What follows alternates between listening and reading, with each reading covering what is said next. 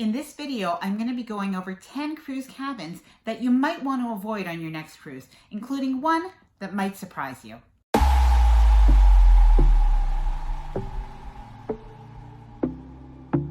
Hi there, I'm Ilana from the website and blog Life Well Cruised, where we help thousands of cruisers a month get ready for their cruise with our cruise travel tips. Today I'm going to be talking about what are some of the worst cabins on a cruise ship, the cabins that you probably want to avoid if at all possible. Now, before I get started, I just wanted to mention that if you do like this video, please do give it a thumbs up. I really do appreciate it. And as well, leave me a comment and let me know what you think. And of course, if you do like cruise content, if you like cruise vlogs and cruise tips, then please consider subscribing to the channel. Now, let's get started with those cabin types that you might want to avoid on your cruise. Now, while many people will say that there really aren't any bad cabins on a cruise, and I concur because we're on a cruise, right? And that's always something good. There are definitely some cabins that if you are a light sleeper, if you are worried about motion sickness, if you really maybe have some difficulty walking, and some other reasons, that there are some cabins that are just a little bit better than others. So that's what I'm going to be going through. And to keep myself organized, I'm going to go through this in 10 steps. Number 1. So the first thing that you need to think about is the cabin type. And I'll get this out of the way first because this is really something that's very individual and very personalized depending on what you think you'll want for your cruise vacation. So if you think that you'll love to have a balcony because you envision having romantic times on the balcony, having a glass of wine, having your own private sea view, or even maybe just enjoying that quiet space out on your balcony, you will not regret it. So definitely get a balcony cabin because you will enjoy it. If you are somebody who knows that you need some light, that you'll feel claustrophobic if you don't have that, then don't get an inside cabin. Go with an ocean view cabin at the very least. And likewise though, if you are somebody who really thinks I'm only in the cabin to sleep and I want to use my money elsewhere for excursions or other things, or you just don't see the value in it, then get an inside cabin. And those are all choices. And if it's something special and it's a special cruise, then splurge for a suite. So those are the things that are going to make your cruise even more special. So definitely pick the cabin that is best for you. Number 2. Cabin location. So there are definitely some more desirable locations and some less desirable locations. So if you want to have the best area of the ship to have a cabin, that would be midship. And that's mid ideally. And that'll just give you the most chance of having stability in the cabin itself. And if you do hit rougher weather, to have the most chance of really not having as much motion sickness, if that is a concern for you. So if your cruise ship is 16 decks, try to find something on deck 8, 9, 10, that's in the middle of the ship between the front and the back. The second best location would be, in our experience, something that is aft or mid-aft. So in our experience, we have found that our cabins, when we've been further back from the midship, we've actually not felt very much movement, even when there was movement on the ship in the back. So we've really liked those locations. The next cabin location that I would say is probably the least desirable, especially if you're worried about motion sickness, would be the front of the ship, the forward. And that just tends to be the area that if the seas are rougher, that you have more chance of feeling that movement. That is the area where the ship just sort of goes right into those waves, and there'll be more ups and downs, and you can feel it even if you're in the cruise theater. So if you've been on a cruise, you do know what I mean. And I do have a few tips though. If you do have a cabin that's in the forward, because that's just the way it is, if there is more movement on the ship, try, if it's not during the sleeping hours, try going, instead of staying in your cabin, go to the middle area of the ship. So to one of the public areas like the piazza or the atrium or the promenade, or go into the public area like around the pool deck. So try to kind of get to that center area. And I have another little crew tip, and that is to try to not only take something for your motion sickness, but you might even want to use a little trick like eating some green apples, which is a crew tip that we picked up several years ago when a crew member let us know about that tip, and that actually really did work when we had some rough seas going from Cape Liberty, New Jersey, into the Caribbean.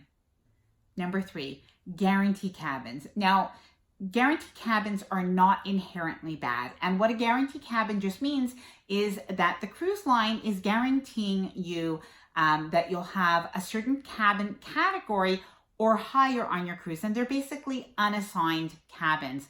And so in this way, what happens is the cruise line is selling you the cabin a little bit less expensive, but they are going to be the ones that are going to choose your cabin location and not you.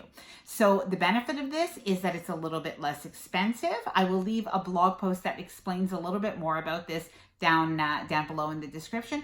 But the benefit is that it's a little bit less expensive oftentimes. And the disadvantage is that the cruise line is going to assign you that cabin. Now, it doesn't mean it's necessarily bad. If you're not picky about the location, then this isn't something to worry about. And it probably could even be something good. But if you are a little bit picky, you will not really enjoy this very much. So it's just something to keep in mind. 4, obstructed cabins. Now, in my opinion, these are the worst type of cabins. And the reason I think that they are the worst is just because I think a lot of times people don't know what they're getting. And basically what this means is if you book an ocean view or a balcony cabin, if you pick an obstructed cabin, what happens is that cabin can be very obstructed. Usually it would be obstructed by a lifeboat. Now, I'll give you an example. We had an obstructed balcony cabin on the Regal Princess about a year ago. We really loved the cruise and we were happy to have had that cabin because it was better than an inside cabin. We enjoyed going out onto the balcony, having that ocean breeze, having breakfast on the balcony. So that was good, but it was genuinely very obstructed. So for other people that didn't know how obstructed it would be, it could really be something if you expect a balcony cabin and that beautiful view while you sit down. We had no view if we sat down. We had to stand up. So it's not necessarily an inherently bad thing, but if it's not what you like, then you would be disappointed. I also know somebody else that booked a guarantee ocean view cabin and had the entire window blocked by a lifeboat. And she told me, she said she would have preferred an inside cabin to that because it was really not nice to look at the orange lifeboat through the window. So it's just something to keep in mind that an obstructed cabin can be very obstructed. And so you have to weigh the advantages to see if the advantages outweigh the disadvantages of that type of cabin. Number 5, you want to avoid cabins that are near laundry rooms. Now, not every cruise ship has a laundry room on passenger decks, but some do. So if you do have that, check on the schematic of the cruise ship, either in the cruise ship brochure or online on the cruise ship website, and just see what is nearby. Whether it's a laundry room or something else, just see what is close by to your cabin to see if possible noise might disturb you on your cruise. Number 6, something else you'll want to think about is also cabin location related, and it's just to see what is above and what is below your cabin. So you'll want to avoid locations where your cabin might be directly below, let's say, the disco, or really close by the kids club if you don't have kids, and that's not an advantage to you. So you'll want to check that out. You may not want to be right above the theater at different times of the day. Even cabins that are balcony cabins that are located right under the pool deck can sometimes have a little bit of noise, especially passengers report in the morning time when the crew is setting out those deck chairs. Passengers report if they are in balconies underneath, they can sometimes hear that. So if you know that you are noise sensitive, then those are cabins that you'll want to avoid.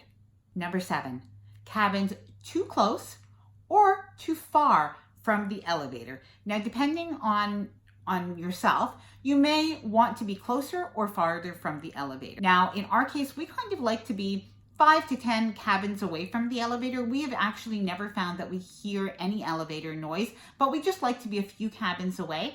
Other people, however, like to be really close to those cabins, to the elevator, because maybe they have some difficulty walking. So being 30 cabins away on a very large ship wouldn't be very convenient. So do take a look at the ship itself and see how close you'd like to be to the elevator, and then choose that way.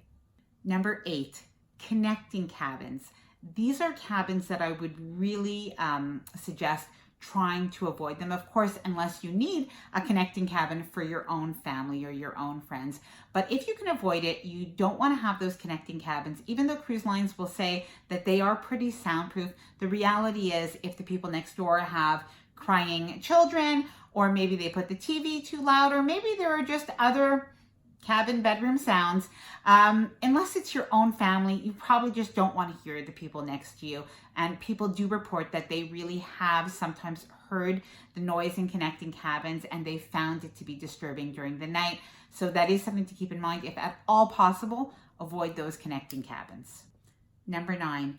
Now, this is one that surprises a lot of people.